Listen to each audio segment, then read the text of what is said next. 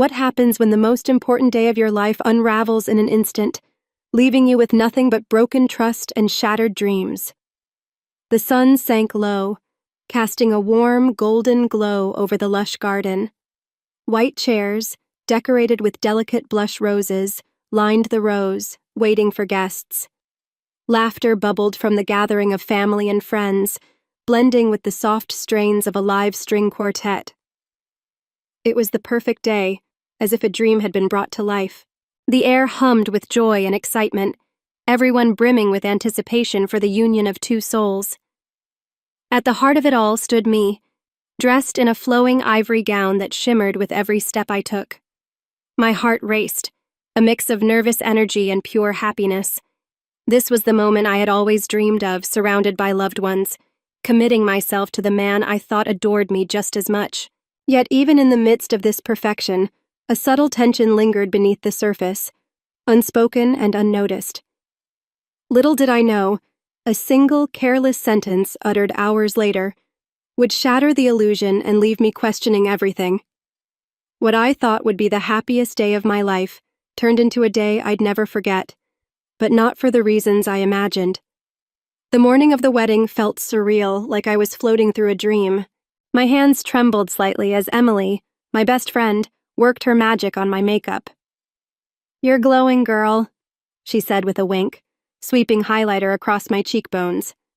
My mother busied herself, fussing over my hair and ensuring every little detail was perfect. "You only get one wedding day," she reminded me, eyes glistening with pride. I couldn't help but smile as I looked in the mirror. The woman staring back at me was radiant, a glowing bride just like I had always imagined. But beneath it all, a tiny voice whispered doubts.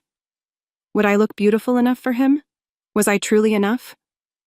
Tom, my fiancé, had swept me off my feet from the moment we met.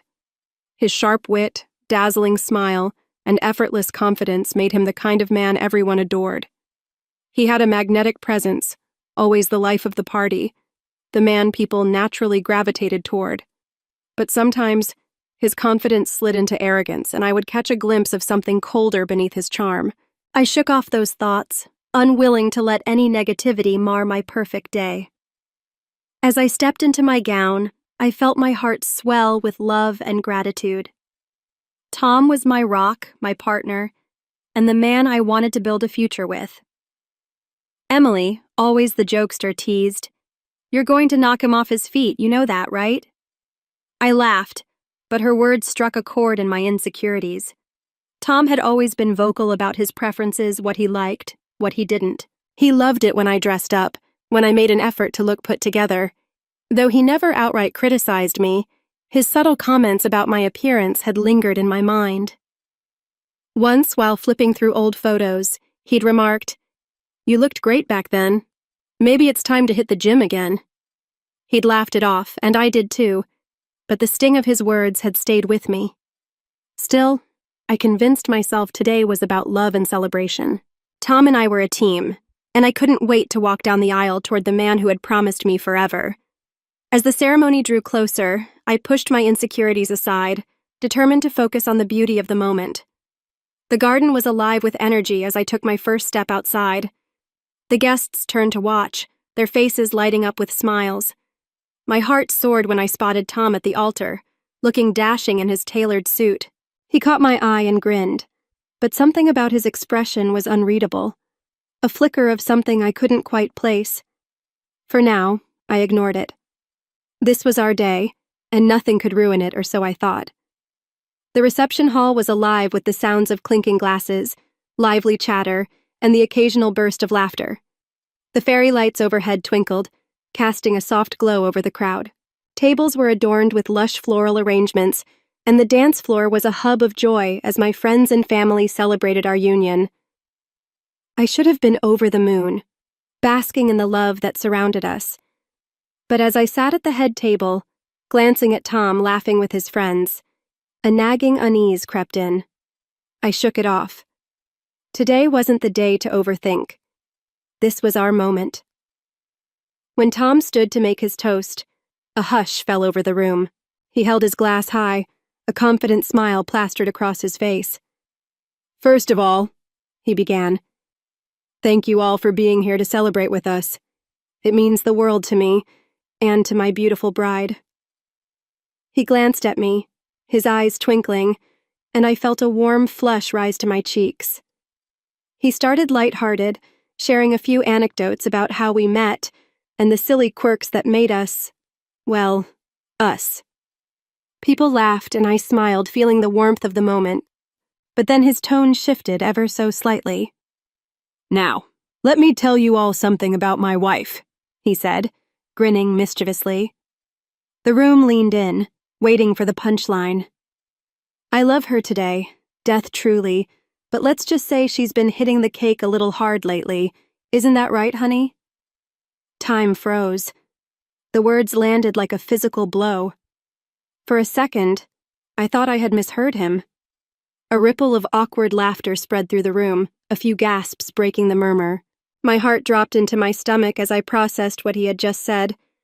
I tried to laugh it off, forcing a weak smile as if to show I wasn't bothered, but inside a storm raged. How could he? On today of all days. My cheeks burned, and I felt every pair of eyes in the room on me, some amused, some sympathetic, others uncomfortable. My mind spiraled into a torrent of self-doubt. His words had hit the most vulnerable part of me, a wound I had tried to keep hidden. My struggles with my weight and self-image had always been deeply personal, a battle I fought quietly, and now he had laid it bare in front of everyone we knew.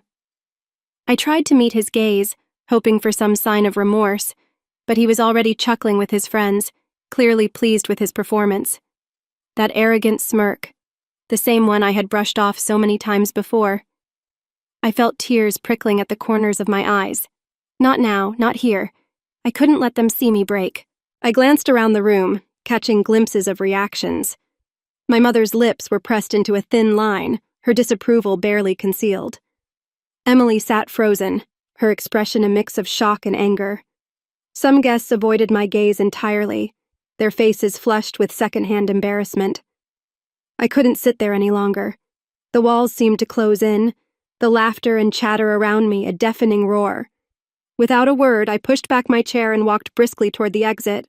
"Excuse me," I mumbled, my voice trembling, though I doubted anyone heard me over the din. As soon as I was outside, the cool night air hit me, and the dam broke. Hot tears streamed down my face as I leaned against the wall, gasping for breath. The ache in my chest felt unbearable, a mix of humiliation, anger, and heartbreak. This was supposed to be the happiest day of my life.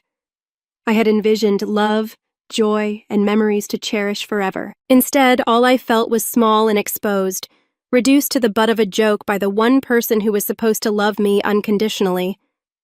I couldn't bring myself to go back in, not after that. Instead, I stumbled toward the parking lot, my vision blurred with tears.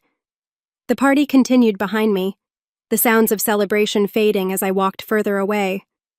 Little did I know, this was only the beginning of an unraveling I could never have anticipated. I found myself alone in a quiet corner of the venue's garden, far from the laughter and music that still spilled from the reception hall.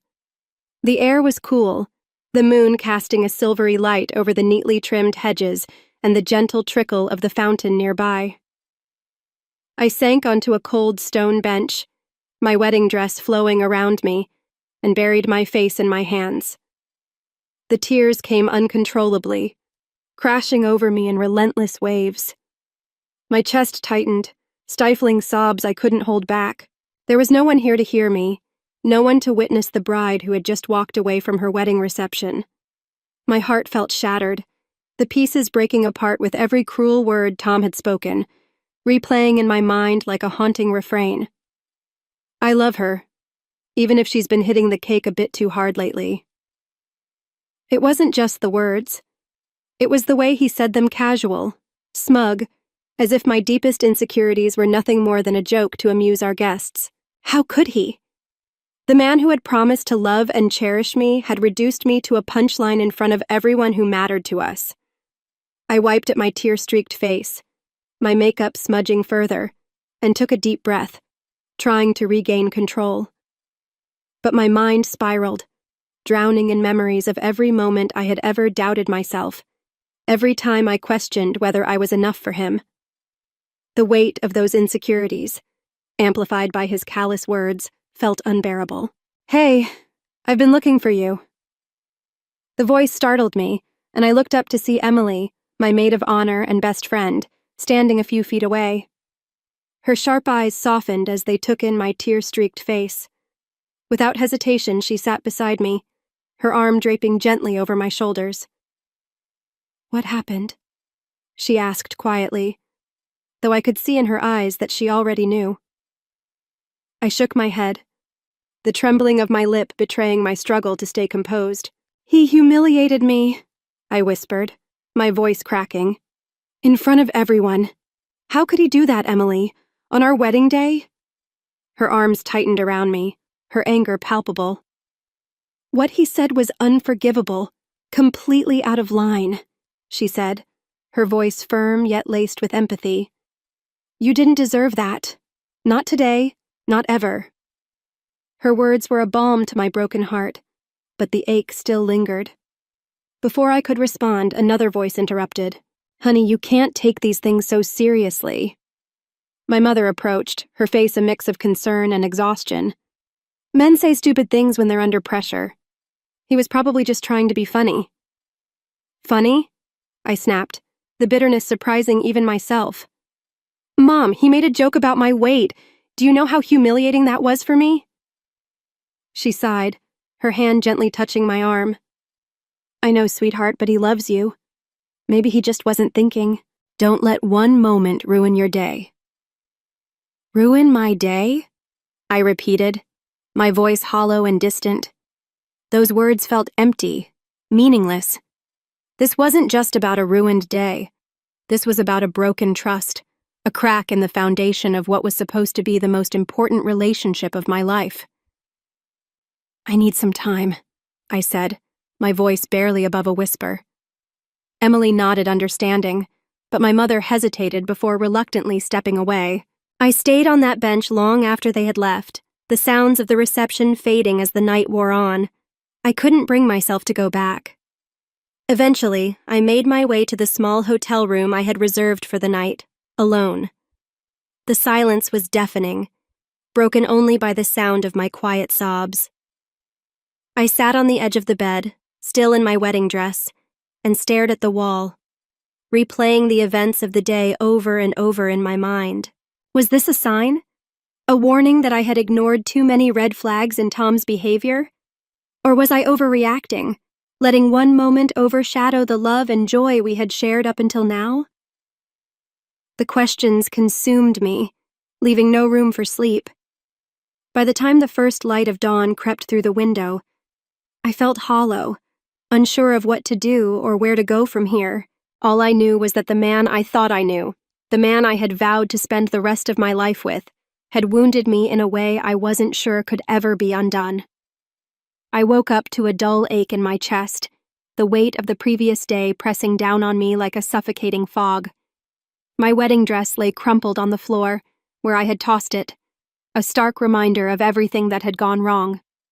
The morning sunlight filtered through the hotel room's curtains, but it brought no comfort. My face felt puffy, my eyes raw from crying. I dragged myself out of bed, each step heavy with exhaustion, and splashed cold water on my face in an attempt to clear my thoughts, but it didn't help. The memory of Tom's toast, the laughter, the awkward glances, it was all still there, etched into my mind like a wound that refused to heal. A knock at the door startled me. I froze, my heart pounding. Part of me wanted to ignore it, to curl back into bed and shut out the world, but the knocking persisted. When I finally opened the door, there he was. Tom. He stood there holding a bouquet of red roses, his face a mixture of guilt and hesitation. "Can I come in?" he asked softly. I stepped aside without a word, my arms crossed tightly over my chest. The room felt smaller with him in it, the silence between us heavy and suffocating. He set the flowers on the desk and turned to face me. I'm so sorry for what I said yesterday," he began, his voice trembling slightly. "It was a stupid joke. I didn't mean to hurt you." I stared at him, my anger simmering just beneath the surface. "A stupid joke?" I repeated, my voice sharp. "Tom, you humiliated me in front of everyone we know on our wedding day." He flinched at the venom in my tone but pressed on. "I wasn't thinking. I thought it would come across as lighthearted, but I see now how wrong I was." "Please believe me. I never meant to make you feel this way." I let out a bitter laugh, shaking my head. "You thought it would be lighthearted to make a joke about my weight? Do you even understand what you've done? How you've made me feel?" His eyes darted away, unable to hold my gaze. "I do now," he said quietly. "I was an idiot, okay? I love you, and I'll do whatever it takes to make this right." The sincerity in his voice gave me pause, but it wasn't enough to erase the hurt. "Tom, this isn't just about yesterday. It's about respect. It's about the fact that you thought it was okay to reduce me to a punchline. Do you even understand how hard I've struggled with my self-image? How much trust I put in you?" He opened his mouth to respond, but I cut him off. "I trusted you, Tom. I trusted you to protect me, to lift me up, not tear me down." His face crumpled, and for a moment I thought I saw real remorse. "You're right," he admitted. "I messed up. I've been a terrible husband, and the marriage has barely started. But I swear to you I'll do better. Just please don't give up on us." I wanted to believe him. I wanted to cling to the hope that the man I fell in love with was still there, and this was just a terrible mistake. But then, something caught my eye. His phone, left carelessly on the desk beside the flowers. It buzzed with a notification, and my gaze instinctively flicked to the screen. A text message preview appeared. "I can't believe you went through with it after what you said about her, LOL." The blood drained from my face. "What's that?" I asked, my voice icy. Tom followed my gaze and quickly snatched up his phone, shoving it into his pocket. "Nothing. Just a dumb text from a friend," he said hastily, but I wasn't convinced. "Let me see it," I demanded. He hesitated, his discomfort palpable. "It's not important," he muttered. "Let me see it." Reluctantly, he handed me the phone. My hands trembled as I opened the thread, scrolling through the messages exchanged with his friend. "Man, you're brave for marrying her. I thought you wanted someone fitter. She's not bad, but yeah, you could have done better. Don't worry, she's probably too sweet to ever call you out on it." The words blurred as tears filled my eyes. I dropped the phone, my chest tightening with a mixture of rage and heartbreak. "Is this what you think of me?" I whispered, my voice trembling. "That I'm not good enough for you? That I'm some sort of consolation prize?" "No," he protested, panic flashing across his face. "It's just locker room talk. I didn't mean any of it." But his excuses only deepened the crack in my resolve. "Locker room talk?" I repeated, my voice rising. "Tom, this isn't just some casual conversation. This is my life, my dignity, and you've been tearing it apart behind my back." He reached out to me, desperation etched into his features. "Please let me fix this. I'll do anything." But I took a step back, my resolve hardening. "You've already done enough, Tom. I won't let myself be disrespected like this again." As I walked out of the room, the weight on my chest lifted ever so slightly. For the first time since the wedding, I felt a glimmer of clarity. I deserved better, and I was finally ready to demand it. The following days were a blur of emotions, anger, sadness, betrayal, and an overwhelming sense of self-doubt. But as the storm inside me began to quiet, a realization slowly emerged. I had a choice. I could stay trapped in the pain of the past, or I could find a way to rise above it. Sitting by the window in my childhood bedroom, I let the sunlight warm my skin and closed my eyes. The past few years with Tom played in my mind like a film our first date, the way he made me laugh, and the nights we stayed up talking about our future. But alongside those sweet memories, there were others. The sharp remarks about my appearance, the times he dismissed my feelings, and the way he seemed more invested in his image than in truly understanding me. For so long, I convinced myself those moments didn't matter, but now they felt impossible to ignore. I grabbed a notebook and started writing. At first, it was just a flood of thoughts, raw and unfiltered. But as I wrote, patterns began to emerge. I asked myself tough questions. What did I truly want in a partner? What kind of love did I deserve? Could Tom ever really give me that? The answers were difficult, but they were honest. To reclaim myself, I knew I needed to reconnect with the parts of me that had been buried under insecurities. I reached out to my best friend, Lily, who had always been my fiercest support. When I shared everything with her, she didn't sugarcoat it. "You deserve someone who lifts you up, not someone who breaks you down," she said firmly. "You've always put others first, but it's time to put yourself first." With her encouragement, I signed up for a yoga class, something I'd always wanted to try but never made time for. The quiet focus, the rhythm of my breath, and the small victories of mastering new poses gave me a sense of control I hadn't felt in days. I also found my old sketchbook and let the pencil glide across the paper, rediscovering a passion I had long neglected. Creating something with my hands felt liberating, a reminder that I was capable of beauty and growth, even in the midst of chaos. But despite the empowerment these moments brought, I knew they weren't enough. There was unfinished business. I couldn't move forward without confronting Tom one last time, not to relive the past, but to set boundaries and make my expectations clear. I called him and asked if he could meet me at a cafe near my parents' house. He agreed, his voice tentative but willing. When he walked in, his expression was a mix of hope and anxiety. I had rehearsed what I wanted to say, but sitting across from him, the words felt heavier than I had expected. "Tom," I began, my voice steady yet firm. "I didn't ask you here to revisit everything that happened. I've spent the past few days thinking about what I need not just in a marriage but in my life." He nodded, his hands clasped tightly on the table. "I've been thinking too, and I want to do whatever it takes to fix this." I raised a hand to stop him. "This isn't about what you can do to fix things. This is about whether or not we're truly right for each other. I need respect. I need trust. I need to feel valued for who I am, not for who you think I should be." His face dropped, but he stayed silent. "I'm not saying I've given up on us," I continued. "But if we're going to move forward, things have to change. It starts with you recognizing the damage you've caused and making a real effort to rebuild my trust, not with words, but with actions." Tom swallowed hard, his voice barely above a whisper. "I hear you. I want to be better for you and us. I just hope I haven't lost you already." I took a deep breath, the weight on my chest easing slightly. "That's something only time will tell." As I walked away from the cafe, I felt a newfound strength coursing through me.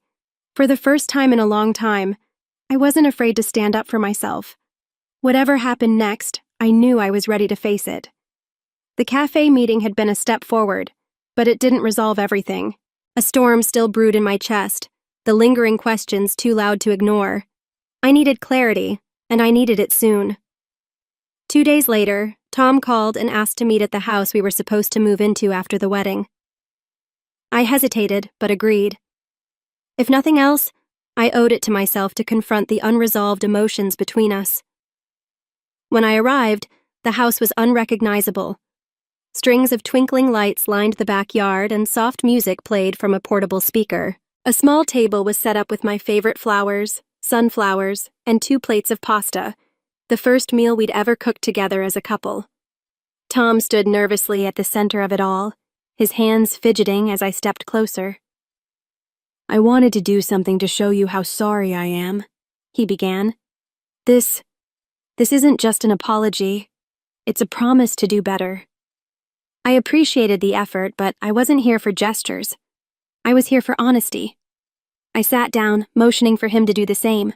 "Tom, this is thoughtful, but we need to talk. This can't just be about flowers and dinners.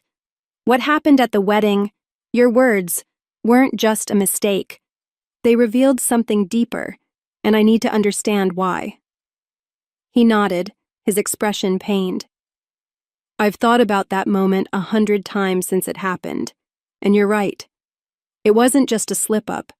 It was stupid and hurtful. And it came from a place I'm not proud of. I leaned forward, my voice steady but firm. So tell me, why would you say something like that? In front of everyone, no less. He hesitated, running a hand through his hair. Because I'm insecure, he admitted finally. Not about you, about me, about us, about how people see me. I grew up with this pressure to always seem perfect grades, perfect job, perfect life, and when things get overwhelming, I deflect. I try to lighten the mood, even if it's at someone else's expense. It's not an excuse, but it's the truth. His words hit me like a wave, unexpected but illuminating. I could see the cracks in his armor now, the boy behind the man who tried too hard to be perfect. But even as I empathized, I couldn't ignore how his actions had affected me. Tom, I said, my voice softening but not wavering. I get it.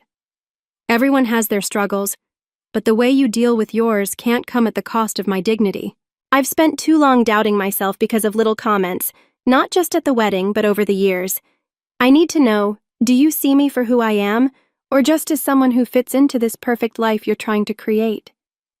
His eyes glistened, and for the first time, he looked truly vulnerable. I see you, he said quietly, and I hate that my actions have made you feel otherwise. I know I've messed up, but I want to change. I want to be the man you deserve. He stood up abruptly, pulling something from his pocket. I know words alone aren't enough, so I've been working on something.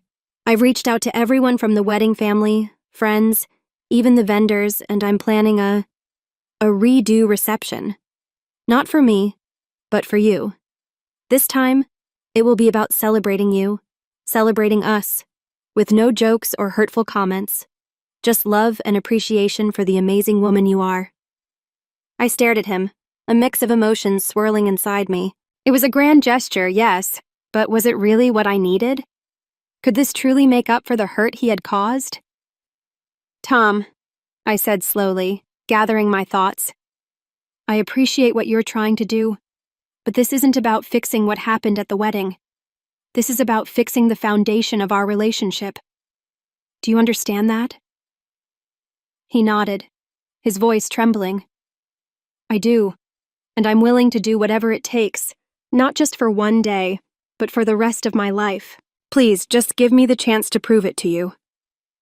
As I looked at him, the weight of my decision settled in. This moment would either define our future or bring it to an end. The silence between us felt heavy, but it gave me the space I needed to think. Tom's apology seemed genuine, and his vulnerability had shown me a side of him I hadn't fully seen before. But no matter how grand his gestures, they couldn't erase the pain I felt or the trust that had been broken. Tom, I began, my voice steady. This isn't about a redo reception or promises. It's about who we are as people and what we truly want from each other. I've realized something these past few days. Loving someone doesn't mean sacrificing your self-respect, and I won't do that anymore. He nodded slowly, his face pale. I understand, he whispered. I took a deep breath. I need time. Time to focus on myself, to heal and to figure out what I want. Whether that leads back to us or not, I can't say right now, but I won't rush this decision just to make things easier. I deserve more than that. For a moment, I saw the urge to argue in his eyes, but then he simply said, You're right. I'll give you all the time you need, and I'll spend that time working on myself too. As I walked away from that conversation, an unexpected calm washed over me. For the first time in years, I wasn't making a decision based on others' wants or expectations. I was choosing myself. The weeks that followed were filled with small, empowering steps. I signed up for a yoga class I'd always wanted to try. I reconnected with old friends who reminded me of the confident, vibrant woman I used to be. Every day, I learned to silence the voice in my head that once told me I wasn't enough. One evening, as I sat journaling by the window, I reflected on how much I had grown. My wedding day had started as a dream and turned into a nightmare, but it had also been the catalyst for one of the most profound transformations of my life. I thought back to the words I had said at the beginning of this journey. I thought my wedding day would be the happiest day of my life, but one sentence changed everything. Now, I realized it wasn't just about that one sentence, it was about what it had taught me. Standing up for myself, setting boundaries, and valuing my worth above all else. Whether Tom and I found our way back to each other or not, I knew one thing for sure. I would never again settle for a relationship that didn't uplift and respect me. What does it truly mean to rebuild a relationship when the trust has been broken? Can love alone heal the wounds, or does it take more than just words to repair what has been shattered? The story of the wedding day that turned into a nightmare for the bride begins with a beautiful dream, full of hope and celebration, only to be destroyed by Tom's thoughtless joke at the reception. The hurtful remark about her weight made in front of family and friends sends her reeling, and she struggles with feelings of humiliation and self-doubt. Despite his attempts to apologize and make amends with grand gestures, she realizes that love isn't enough if there's no respect. She chooses to stand up for herself, to prioritize her own healing and growth, and not settle for a relationship that doesn't honor her.